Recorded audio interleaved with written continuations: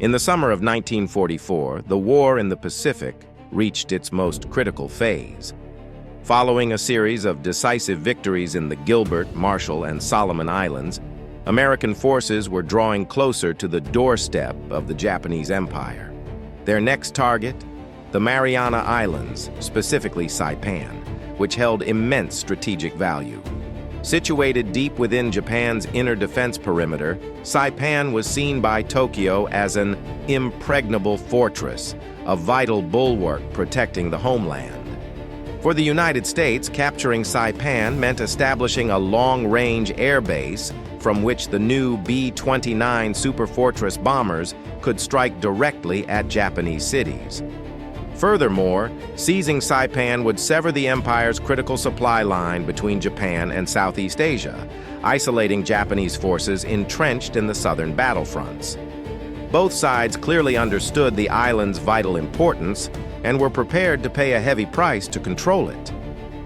In June 1944, under the command of Admiral Chester Nimitz, the U.S. Navy launched Operation Forager, an enormous expeditionary force of over 500 warships and transport vessels carrying some 127,000 troops set sail for Saipan.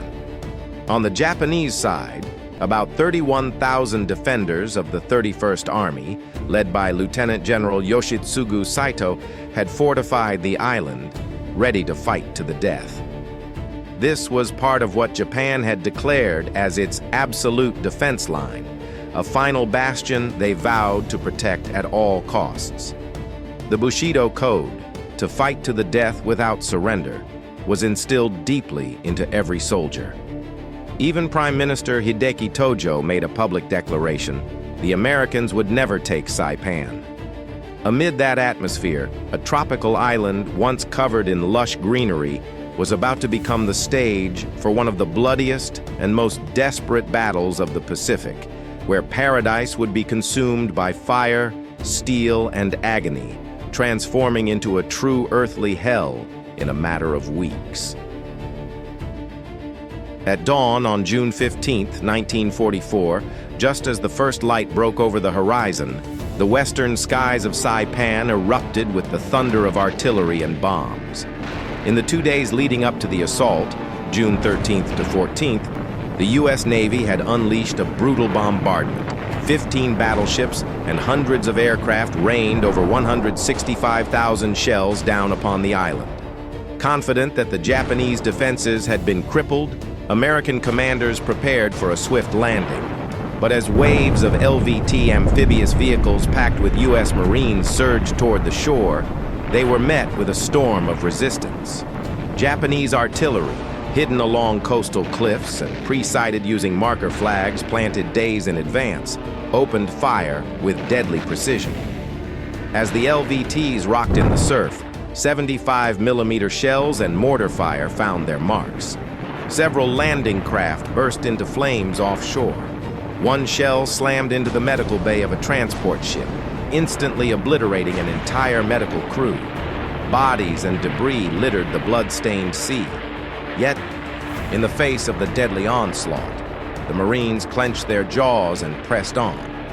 Leaping from their LVTs into chest-deep water, they held their M1 Garand rifles high to keep them dry. Screaming their battle cries, they slogged through soft sand on Red Beach, trudging under a hail of enemy fire that rained down like a deadly storm. By around 9 a.m., roughly 8,000 American troops had made it ashore, forming fragile beachheads on Saipan's western coast. The first American flags were planted near the shoreline, but every inch gained came at a staggering cost. The beach was strewn with lifeless bodies, and blood soaked into the white sand. On that first day alone, U.S. forces suffered an estimated 2,000 casualties, dead and wounded. The cries of the wounded merged with the thunder of gunfire, painting a picture of sheer chaos and horror. Many Marines were stunned by the sight of friends falling all around them, men who had shared the same landing craft just minutes earlier, now lifeless in the sand. One U.S. non-commissioned officer later recalled, "The Saipan sun rose that day to the stench of blood, and the screams of the dying echoing along the shoreline. In just a few hours, the lush tropical island of Saipan had begun to transform into a beach soaked in blood. By the evening of June 15th, as U.S. forces scrambled to secure their thin defensive lines, Japanese General Yoshitsugu Saito launched a fierce counterattack. Around 7 p.m., wave after wave of Japanese troops charged from the coconut groves toward the beach, shouting "Banzai" in unison, shattering the night with their battle cries. Most shockingly, Saito deployed all remaining light tanks. Dozens of Type 95 Heigo vehicles roared forward, their steel tracks grinding over the bodies of the dead, leading the charge. Japanese soldiers, bayonets fixed, stormed into the still fragile American defenses. Under the flickering light of flares, shadows darted across the battlefield. Gunfire erupted, bayonets clashed, and the scene turned into a nightmare of madness. For many American troops, this was their first experience of a true Pacific night of terror. The Japanese moved like ghostly phantoms, screaming wildly as they attacked. But with superior firepower and raw determination, U.S. forces gradually regained control. Flares lit up the sky, casting a ghostly glow over the smoke-covered battlefield. In that eerie light, American machine guns and defensive artillery ripped through the waves of attackers. Japanese bodies piled up before the American trenches. By dawn, the first night assault had been utterly crushed, leaving the Japanese with devastating losses. On the morning of June 16th, U.S. Marines surveyed the battlefield and were stunned by the sight. Burnt-out Japanese tanks lay twisted and broken, surrounded by hundreds of enemy corpses scattered across the sand. The landing had lasted less than 24 hours, but its brutality foreshadowed the hellish carnage still to come in the Battle of Saipan. On the morning of June 16, 1944, following the blood-soaked first day of the invasion, American forces reinforced their beachhead to push deeper inland. The entire U.S. Army's 27th Infantry Division was deployed to the island, relieving parts of the Marine units already worn down by the hellish combat. Backed by naval gunfire from the fleet offshore and newly established artillery positions, American troops began advancing into the heart of Saipan. Their immediate objectives: the Aslito airfield in the south and the central mountain ridges. By day, U.S. companies crept forward meter by meter through dense jungle and jagged hills. By night, Japanese soldiers launched surprise attacks on temporary American camps, forcing the invaders into sleepless nights of constant vigilance. This exhausting rhythm of daytime assaults and nighttime ambushes dragged on, draining both sides of strength and morale. By June 18th, after fierce fighting, American troops captured Aslito airfield. General Yoshitsugu Saito ordered the remaining Japanese forces to withdraw from the south and consolidate in the north around their main defensive line. But the strategic situation for Japan quickly turned from dire to hopeless. On June 19th to 20th, the Japanese Navy launched Operation Eigo in a desperate attempt to relieve Saipan, resulting in a massive clash with the U.S. fleet off the Mariana Islands, now known as the Battle of the Philippine Sea. It ended in catastrophe. Japan lost more than 450 aircraft and 3 aircraft carriers in just 2 days. With that, American air forces gained uncontested control of the skies over Saipan. Below the waves, the Japanese fleet was forced to retreat, abandoning the island and its defenders. General Saito and his men now knew the truth. They were stranded, without reinforcements, without escape, without hope. But instead of surrendering, they chose to make their final stand, fighting like cornered beasts. The terrain at Saipan's center, especially Mount Tapachau and its surrounding valleys and caves, was naturally suited for defense. Saito's forces turned these natural features into fortresses. Caves became bunkers, cliffs became machine gun nests and mortar positions. Hidden during the day to avoid U.S. firepower, Japanese troops would launch bold counterattacks under the cover of darkness. The Americans began naming these blood-soaked locations with ominous titles: Hell's Pocket, Purple Heart Ridge, and Death Valley, names that reflected the hellish reality they endured. In Death Valley, a wide, open ravine beneath Mount Tapochau, hundreds of Americans were cut down in just a few hours as they tried to cross under withering fire. On some hills, every inch of ground was paid for in blood.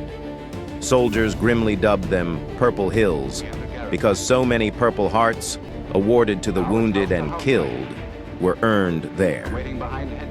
The rising casualties took a heavy toll. Many U.S. soldiers began to doubt they would survive the island. They soon realized the enemy here was unlike anything they had faced in Europe. The Japanese code of death before surrender turned every battle into a fight to the last man.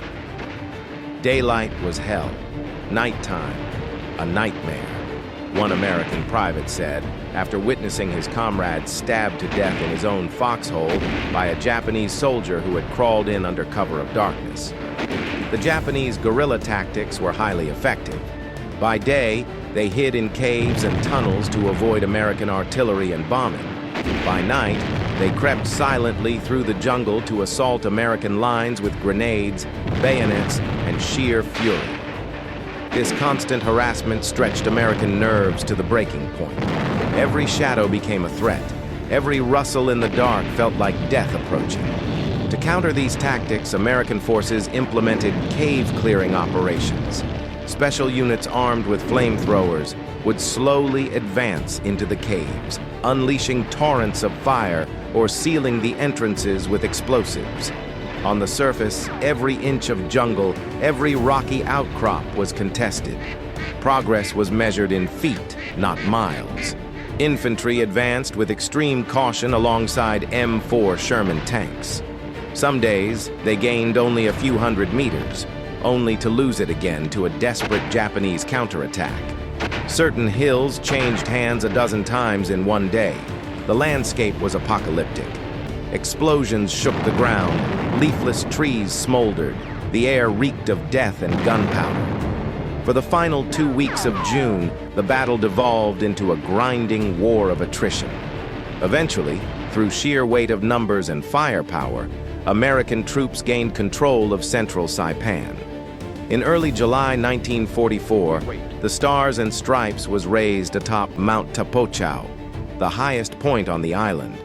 With the loss of Tapochau, the navel of Saipan, General Saito ordered his surviving forces to fall back to the island's northern tip, around the small town of Tanapag and Marpi Point. There, the Japanese were pinned with their backs to the sea. U.S. infantry pressed in from 3 directions, supported by offshore naval artillery and relentless air raids. There was nowhere left to run, no reinforcements, just a few thousand Japanese soldiers and thousands more civilians, many of them settlers who had moved to Saipan before the war, trapped in a shrinking pocket of land. Tragedy now extended beyond the battlefield. Civilians found themselves caught in the crossfire.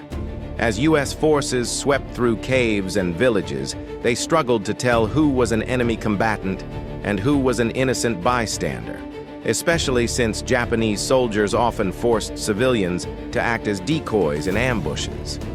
Many innocent people were mistakenly killed or burned alive when American flamethrowers cleared the caves. But worse still was the fear. Even those who survived the shelling were gripped by a deeper terror, the fear of being captured. Japanese propaganda had filled civilians' minds with horror stories that American soldiers were brutal demons who would torture, rape, and murder all who fell into their hands. For many on Saipan, death seemed more merciful than surrender. A dark, mournful atmosphere now hung over the last strip of land, still held by the Japanese on Saipan, and the worst was yet to come. On July 6, 1944, in a cave in the northern part of Saipan, Lieutenant General Yoshitsugu Saito, the highest-ranking Japanese commander on the island, realized that everything was over. His army, once numbering over 30,000 men, now had only a few thousand surviving troops left, most of whom were wounded, starving, and in despair. American forces were closing in, and their tanks and heavy artillery had already spotted Japan's final encampment. With no way to retreat, General Saito made his final decision. Everyone would die in one last battle to preserve the emperor's honor. He drafted a special order, calling it Gyokusai, shattered jewel, meaning to die honorably like a broken gem.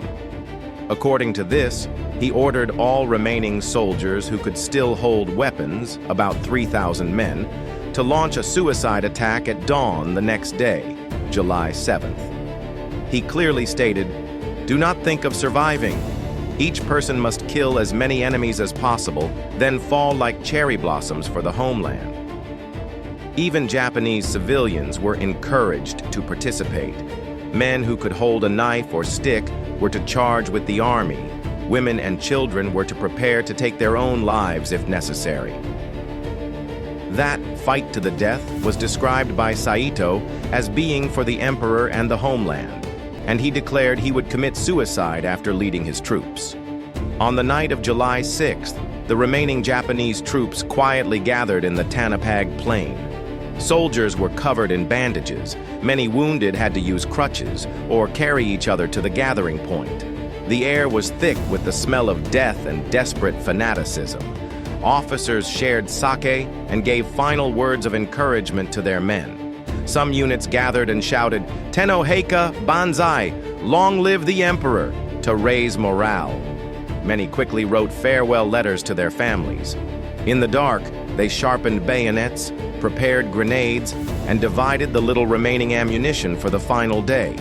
On the last night on Saipan, thousands sat with their backs against one another, eyes facing east, toward the sky that would soon light up with fire. Everyone understood they would not live to see the sunset tomorrow.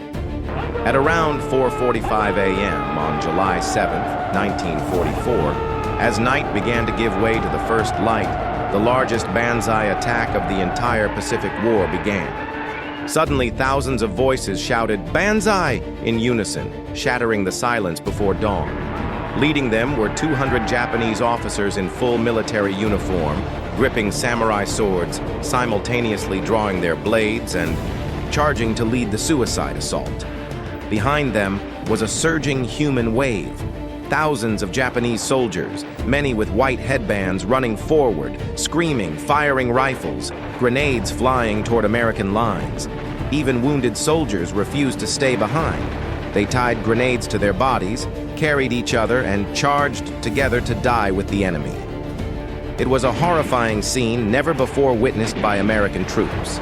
From their defensive lines, U.S. guards were stunned to see dense waves of people pouring out of the trees.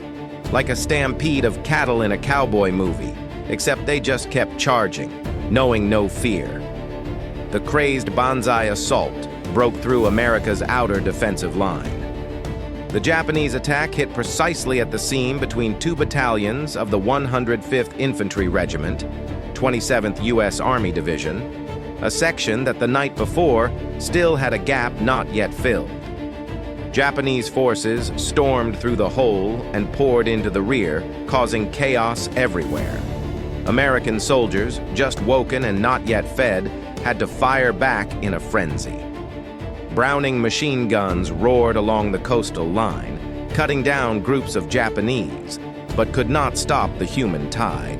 One wave fell, another charged in. Within minutes, the front lines of the 1st Battalion, 105th, were overwhelmed. Major William O'Brien, the battalion commander, was treating a wound on his shoulder while holding a pistol in each hand, running along the front line directing his troops to hold their ground. He shouted, "Do not retreat! Hold your position at all costs!" As he ran, he kept firing until one magazine emptied, then another. Far from there, Private Thomas Baker, a rifleman from Company A, 105th Infantry Regiment, had fought throughout the morning until his last bullet was spent. Firing while retreating, Baker killed so many advancing Japanese soldiers that the barrel of his rifle turned red hot.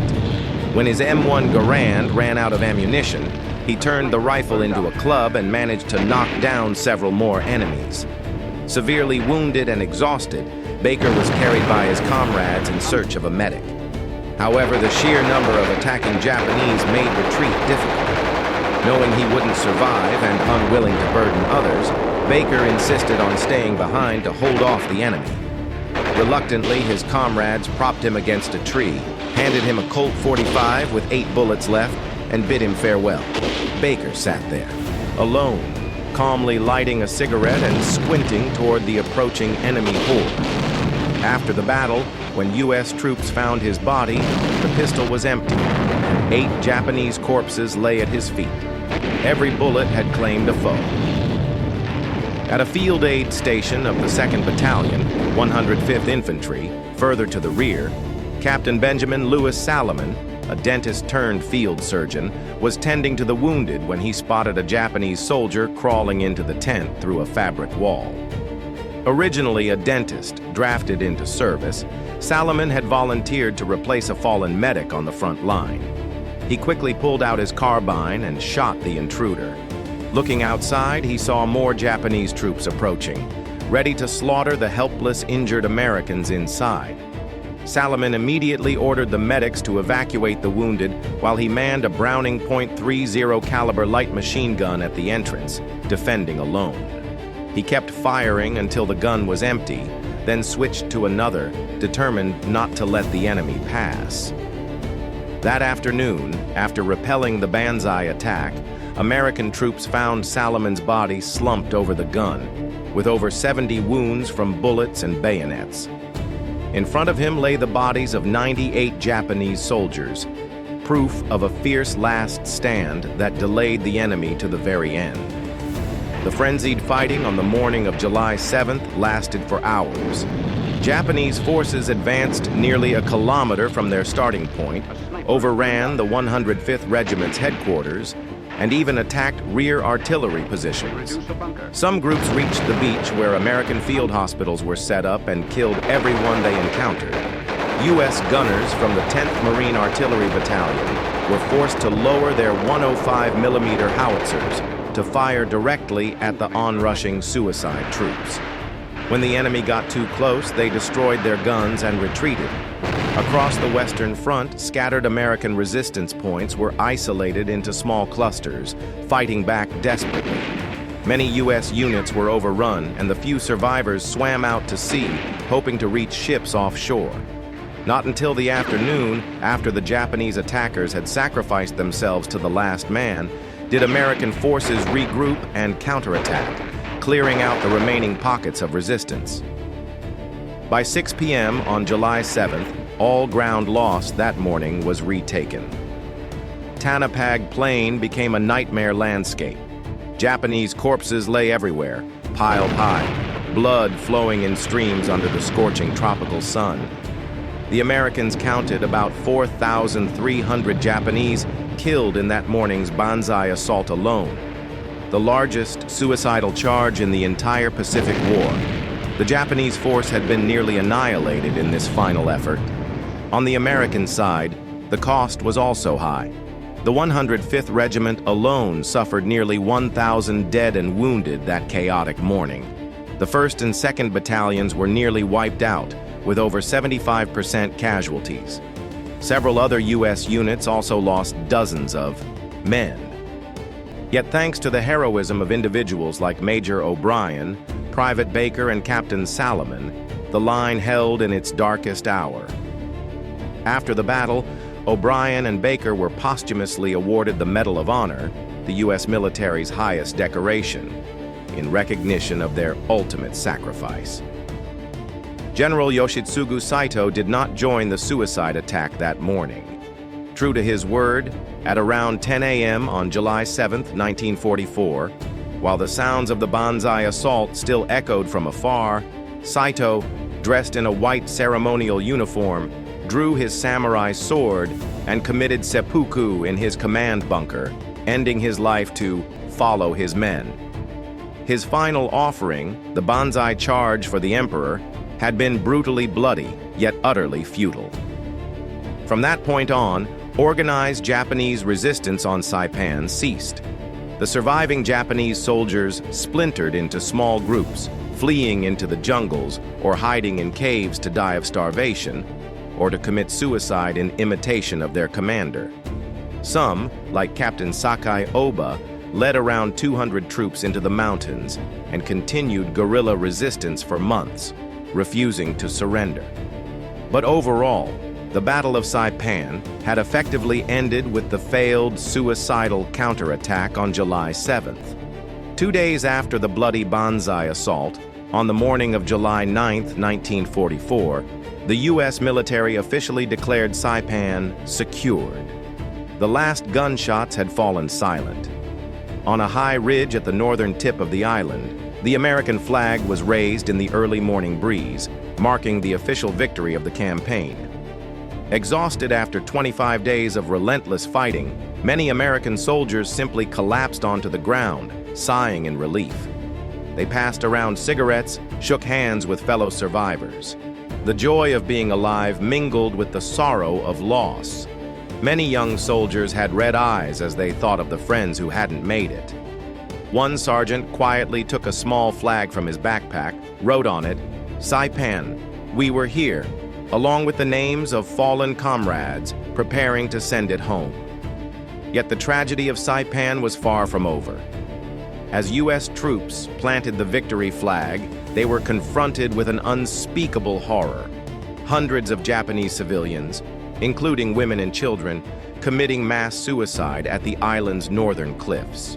At a rocky promontory that American soldiers later named Suicide Cliff, dazed and defeated Japanese civilians shuffled toward the edge. Below lay the deep blue Pacific Ocean, its waves crashing against jagged rocks. Above them, smoke still curled into the sky from the remains of burned-out camps. In that tragic setting, many Japanese families hugged one another, sobbing, before throwing themselves into the abyss. Their screams and cries echoed briefly before being swallowed by the surf. Elsewhere, at a place that came to be known as Banzai Cliff, American troops stared in disbelief as wave after wave of civilians, including mothers with children on their backs, lined up and jumped, shouting Banzai through tears.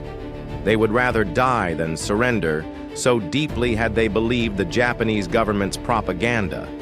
Bodies piled up at the base of the cliffs. The ocean turned red with blood. Shocked U.S. soldiers scrambled to stop the suicides, using loudspeakers to plead with those remaining, promising humane treatment if they would surrender. But very few listened. It was too late to undo the fear and fanaticism instilled in them by the militarist regime. In the final days of the battle, thousands of Japanese civilians on Saipan chose to die in this horrific manner. It was a dark and heartbreaking chapter, showing that war doesn't just take the lives of soldiers on both sides, it crushes the innocent as well. The Battle of Saipan ended after more than 3 weeks of brutal fighting, leaving the island in ruins and soaked in blood.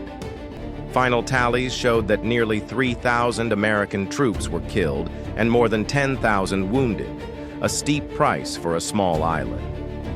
The Japanese forces were almost entirely wiped out. An estimated 27,000 to 30,000 soldiers were killed, including many who committed suicide, and fewer than 1,000 were taken prisoner. Additionally, at least 8,000 Japanese civilians are believed to have died, mostly from suicide or crossfire. In total, approximately 50,000 lives were lost on this tiny piece of land. For both sides, Saipan was a nightmarish and pivotal battle. The victory gave the U.S. a crucial stepping stone toward Japan. From Saipan, B-29 bombers could now reach Tokyo, and less than a year later, firebombing raids would devastate Japanese cities. In Japan, news of Saipan's fall rocked Tokyo to its core. Prime Minister Hideki Tojo, who had once vowed that Saipan would never fall into enemy hands, was forced to resign just a week after the defeat. For the soldiers who endured the meat grinder of Saipan, The grief of that summer in 1944 would never fade. They had witnessed the full horror and madness of modern war. How a beautiful South Pacific paradise could be transformed into a blood-soaked hell in just a matter of days. Years later, veterans from both sides would return to those cliffs, standing in silence where hundreds of their people had ended their lives. In the breeze off the sea and the golden sunlight of Saipan, they quietly remembered the dead and reminded themselves that such tragedy must never be allowed to happen again.